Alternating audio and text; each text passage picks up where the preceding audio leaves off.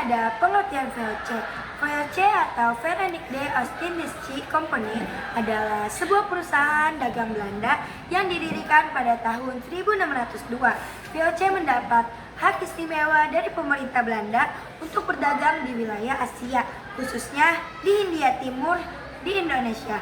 Selain sebagai perusahaan dagang, VOC juga berfungsi layaknya negara kecil karena memilih hak untuk mencetak uang, membuat perjanjian, membangun benteng, bahkan memiliki tentara sendiri. Nah, selanjutnya adalah latar belakang. Eropa butuh rempah-rempah, ada lada, pala, dan cengkeh. Dari Nusantara ada untuk bumbu, obat, dan pengawet makanan. Awalnya Portugis Spanyol yang datang duluan. Belanda juga ingin ikut karena harga rempah-rempah di Eropa sangat tinggi, bisa mendapatkan keuntungan besar.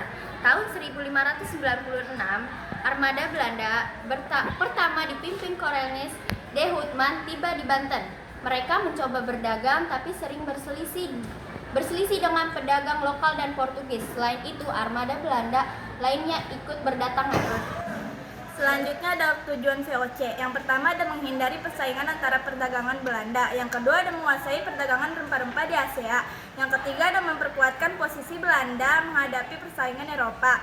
Yang keempat ada meningkatkan keuntungan ekonomi Belanda. Selanjutnya ada hak istimewa VOC. Pertama, hak monopoli perdagangan. Kedua, hak membuat perjanjian dengan raja-raja pribumi. Ketiga, hak memiliki tentara dan angkatan laut. Keempat, mencetak uang. Kelima, hak mendirikan benteng. Heren 17, Dewan Pimpinan VOC Belanda, Gubernur Jenderal Pimpinan VOC Asia, Pusat Pemerintahan Batavia atau Jakarta sejak 1619. Selanjutnya ada akhir penjajahan VOC. 1. Masalah internal VOC. Banyak pegawai VOC yang korupsi, uang dan rempah tidak termasuk kas VOC, tapi dikantongi pribadi.